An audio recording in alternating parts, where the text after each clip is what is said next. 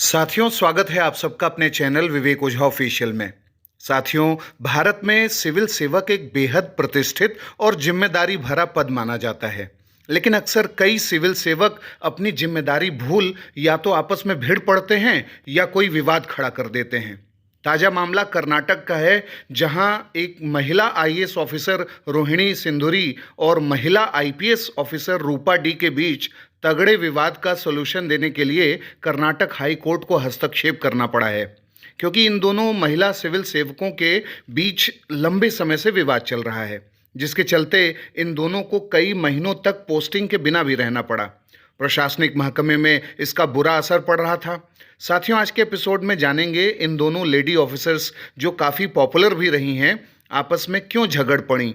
झगड़ा इतना बढ़ गया कि कंगना रनौत जैसी अभिनेत्री ने रूपा डी की खिल्ली तक उड़ा दी और सुप्रीम कोर्ट को भी इंटरवेंशन करना पड़ा। फिर कर्नाटका हाई कोर्ट को तो इंटरवेंशन करना ही पड़ा। तो पहले जानते हैं कि विवाद क्या है और फिर जानेंगे कि हाल में कर्नाटक हाई कोर्ट ने क्या निर्णय दिया है और इस मुद्दे पर क्या चीज़ें उभर रही हैं।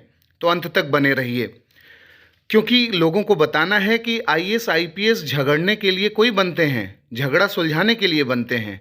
अपना ही विवाद क्यों न हो, सुलह करते हैं।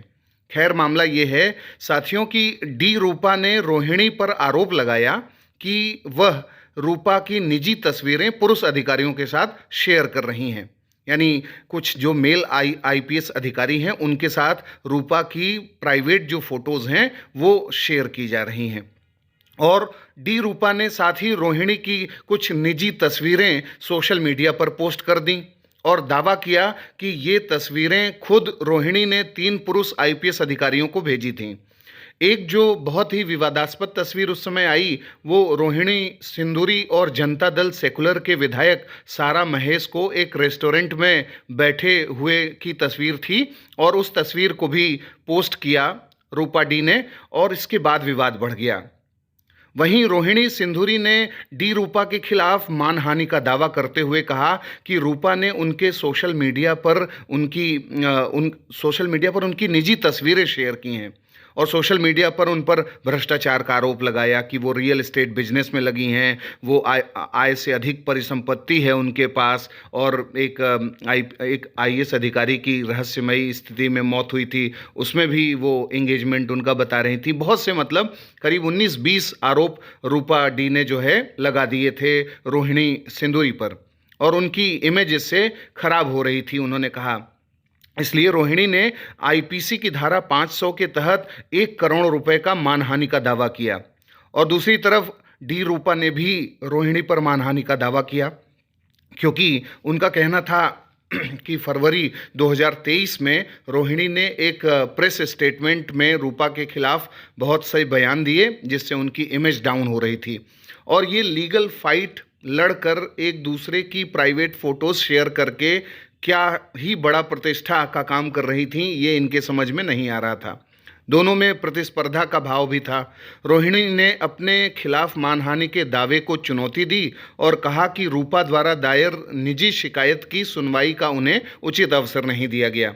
आप भी सोच रहे होंगे कि फ़ोटो शेयर खेलकर लोगों का समय ये कैसे ख़राब कर रही थीं, लेकिन मुद्दा गंभीर है। अगर कोई किसी के चरित्र पर सवाल उठाता है, उसे भ्रष्टाचारी बोलता है और उसके गरिमा, छवि, उसके पद के बारे में बोलता है, तो इन सब चीज़ों का बहुत गलत असर पड़ सकता है। किसी को इस्तीफ़ा इसके लिए देना पड़ सकता है।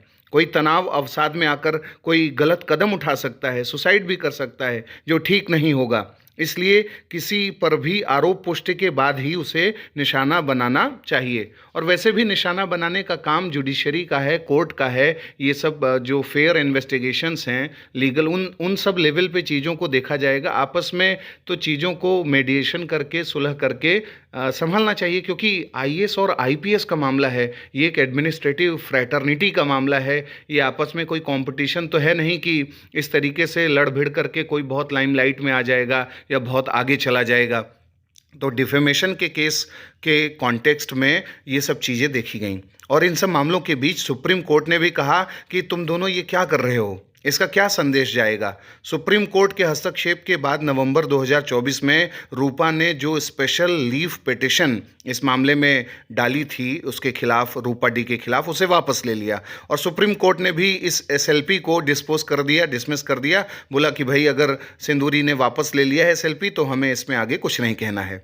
और बीच में एक बार रोहिणी ने रूपा से अपनी सोशल मीडिया पोस्ट के लिए माफ़ी भी मांगी। सुप्रीम कोर्ट ने 15 दिसंबर 2023 को सिंदूरी द्वारा फाइल मानहानि के दावे पर स्टे लगाने को बोला और बोला कि भाई मामला सुलझा लो तुम लोग मिल करके। और मामला लेकिन अभी तक नहीं सुलझा था, जिसके बाद कर्नाटक हाई कोर्ट ने रोहिणी के खिलाफ क्रिमिनल डिफेमेशन केस में मजिस्ट्रेट कोर्ट की प्रोसीडिंग पर अभी हाल में स्टे लगा दिया। और इस तरीके से कोशिश की जा रही है कि दोनों सुलह कर लें, मानहानि का दावा एक दूसरे के खिलाफ वापस ले लें और इस समस्या का समाधान करें, क्योंकि इससे कुछ हासिल नहीं होने वाला है। दोनों एक दूसरे की प्रतिष्ठा को लगातार धूमिल कर रही हैं और इनकी पोस्टिंग पर असर पड़ रहा है। अब तक ये कितना अच्छा बेहतर काम करती, जनता के लिए प्रमोशन के चांसेस बनते, इनकी और अच्छी छवि बनती, अच्छा काम करती तो चीफ मिनिस्टर के लेवल पे, प्राइम मिनिस्टर के लेवल पे अपने अपने फील्ड में इन्हें बड़े पुरस्कार मिलते।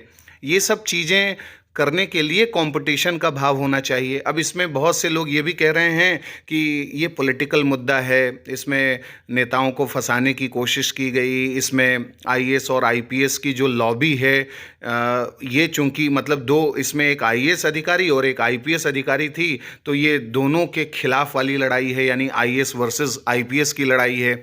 और ये सब जो लड़ाइयाँ हैं, इन सब लड़ाइयों से किसी को कुछ हासिल नहीं होने वाला, यानी प्रशासनिक जो महकमा है वो तो बुरी तरीके से प्रभावित होगा ही।